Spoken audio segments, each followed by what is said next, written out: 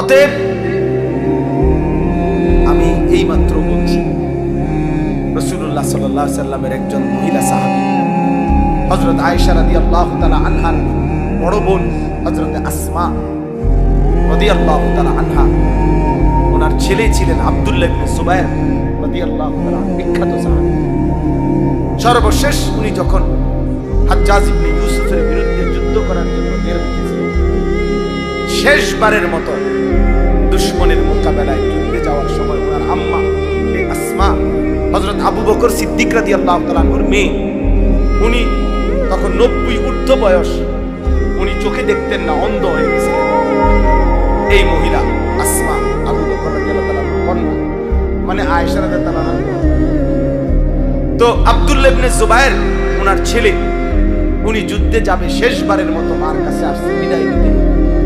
মারে আয়েশা বলছে, মা আমার শেষবারের মতো দোয়া করে দাও, আমি শহীদ হওয়ার জন্য দুশমনের মোকাবেলায় যাচ্ছি। তো মা তো চোখে দেখে না, আমরা নিজে উর্দু কিতাবে পড়ছি।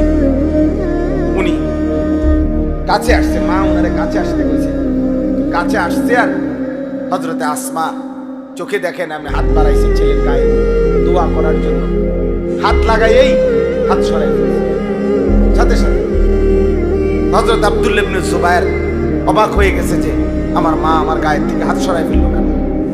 ওনার আম্মা আসমা 90 বছরের ঊর্ধ্বে যার বয়স, মুসলিম নারী, সেই মা বলতেছে, আব্দুল্লাহ তুমি না শহীদ হওয়ার জন্য যুদ্ধে যাচ্ছ বললাম?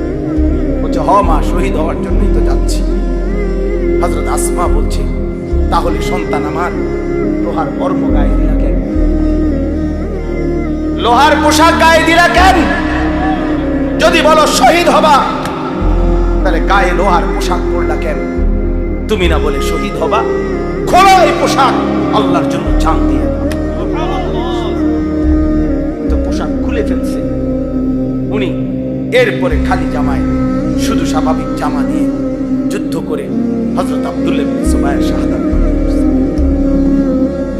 আরো শোনো যুবক, আমি উর্দু কিতাবে এই ঘটনাও পড়ছি। আল্লাহর নবী সাল্লাল্লাহু আলাইহি সাল্লামের একজন সাহাবী ছিল হাবিব ইবনে যায়েদ, হাবিব ওনার নাম।